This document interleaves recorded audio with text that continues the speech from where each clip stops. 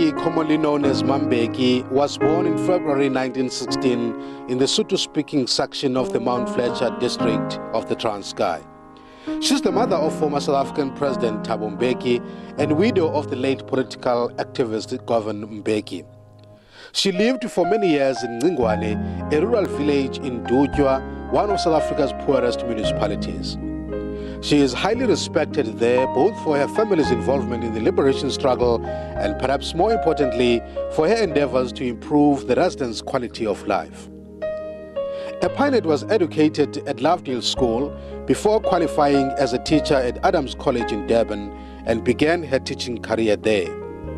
One of her fellow teachers was Thabo Mbekis, the man who would later become her husband and then moved with him to the Eastern Cape. MaMbeki became involved in politics because she felt strongly about the injustices and effects of the apartheid system. She was one of the first black women in South Africa to join the Communist Party in 1937.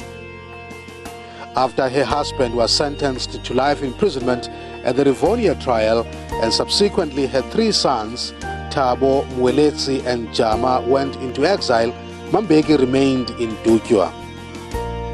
It was a time of deep trauma and hardship for her as she attempted to eke out a living while enduring unspeakable harassment from the authorities.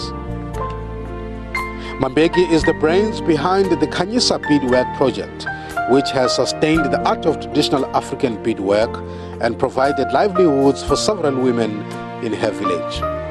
MaMbeki also helped to establish a senior secondary school in her village, which is named after her. She died at a private hospital in East London in the Eastern Cape. She was 98 years old. She was admitted at the hospital 2 weeks ago for medical observation. Locals and those working with her in her community projects at her hometown of Dujwa held prayers this week for a speedy recovery. They have expressed sadness at her passing. But hers was a life well lived.